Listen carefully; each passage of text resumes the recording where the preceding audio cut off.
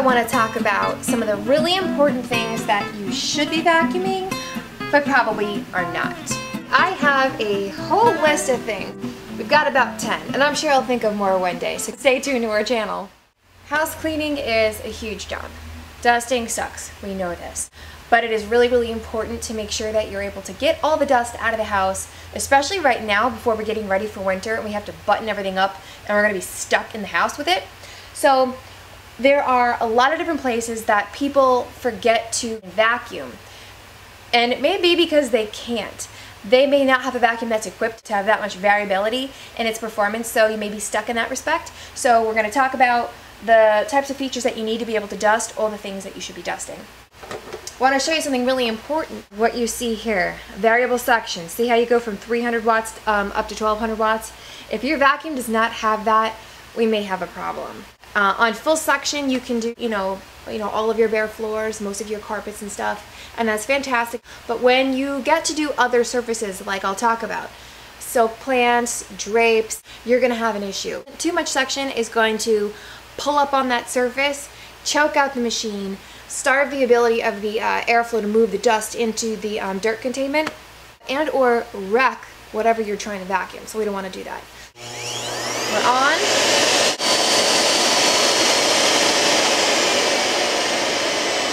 We can reduce our suction all the way down, and that enables me to put on one of my attachments, like a dusting brush, and do other things that get dusty, like say the dreaded silk plant. With this, I can just gently brush over the leaves and dislodge the dust without causing any damage.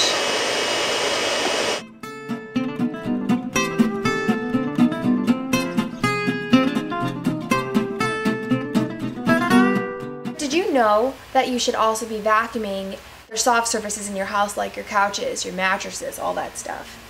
Think about your poor little pillows.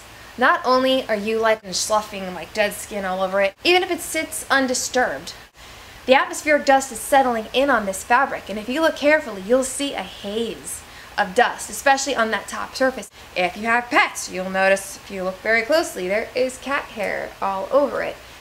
A tool that I like to use for that, and most machines come with it, is something of an upholstery brush. You should have little air gaps so that it doesn't just suction down, air can still keep moving through, and have some sort of little brushy stuff. Put this on the end of your vacuum cleaner's wand, or the handle that has a hose that comes off, and just take your time to lift up that dust and broom up the hair.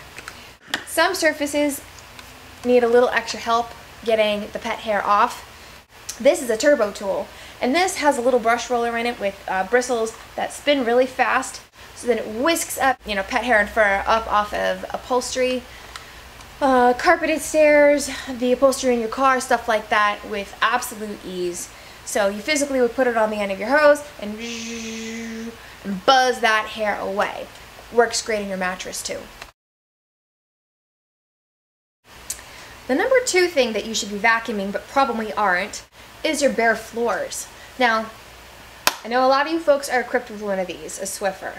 And please, Swiffer company, don't sue me for disparaging your product, because I'm not. Swiffer products do a beautiful job on the bare floors for getting up that really fine dust that may be coating the floor. But where they kind of reach a limit is with some of the grittier particles, little bits of sand, dirt, rice, salt, sugar, whatever. It kind of builds up in here and then starts scratching the floor. To do it the right way, you want to use your vacuum cleaner. The best job is achieved with a canister vacuum, or if you have like a Miele like mine, the upright, if you use the extension wand with a floor brush attached to it, you can treat it like a canister. Point is, you want to use this floor brush because it has nice soft bristles that are going to just actually touch the floor and lift up the dust and hair and other little particles that are stuck to the floor. A lot of it's just atmospheric dust, which is quite tricky. So this way, as they get dislodged, they go right up into the vacuum rather than going all over the floor and getting scratched into the surface. So use this, and I'm going to give you a quick little demo to show you side by side how differently these achieve.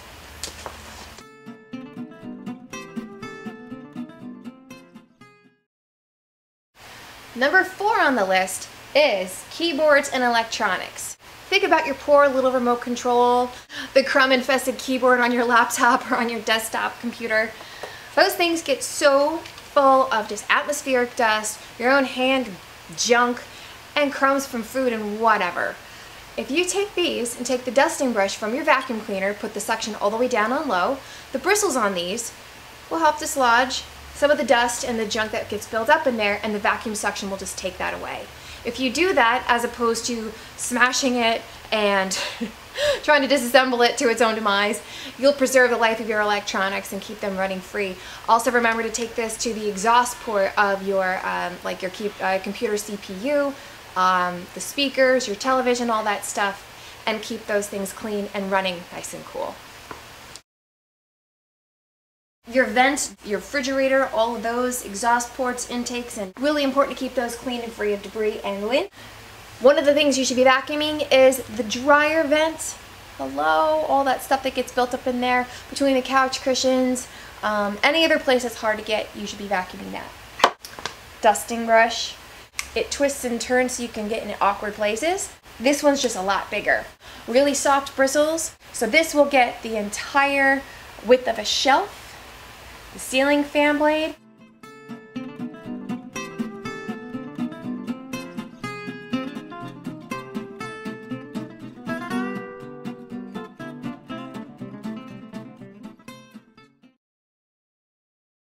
Topic number 7 of the things that you should be vacuuming are your coats and jackets. Even sitting in the closet, you get a little bit of a dusty haze on the shoulders and on the arms, and just from regular use and wear, they get full of cat hair, dog hair, lint, little fuzzy pilly willies and all that kind of stuff. So I found that I can vacuum them and alleviate most of that. I'm going to do something a little bit awful to illustrate what I'm talking about. Here's just some baby powder. Isn't that nice? Make sure we get that in there nice and good. I'm going to turn on my Miele. I've got an upholstery brush on there. Light suction. Usually you don't want to be wearing it while you're doing it, but whatever.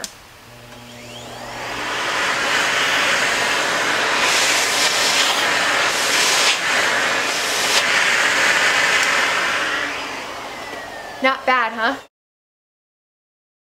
Your mattress. That's where you're sleeping for 8 hours, hopefully. You're sloughing off, breeding ground for dust mites, not to skeeve you out, but that's the way it is. Vacuum those similarly to your couches and stuff. Get rid of that material. Now this is probably a long shot, but technically you can vacuum your pets. Chanel, you say hi. Chanel's not the most friendly when it comes to vacuuming. She doesn't mind me vacuuming around her, but yeah, I think vacuuming her is probably not the best idea. However, some people find that their dogs can be vacuumed.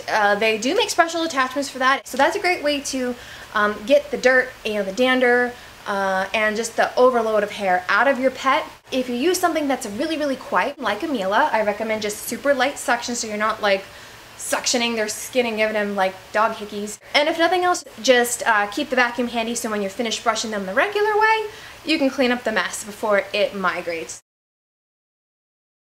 And you can also vacuum your vacuum. If your vacuum looks yucky while it's on, take your dusting brush and just vacuum the dust off of her. And you can also take your little dusting brushes and flip them around and vacuum the little hairs and stuff, get that clean. So yeah, vacuum your vacuum too. Okay, so I think you guys get the point. There are a lot of things that you really should be vacuuming that you probably are not. And stay tuned to our website and also our newsletter and Facebook. We're posting tips like this all the time.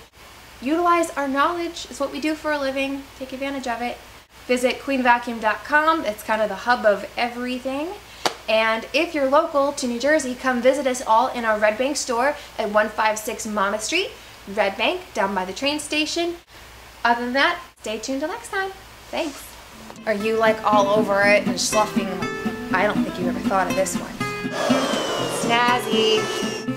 Now isn't this a smart look? My apron. Good luck with that.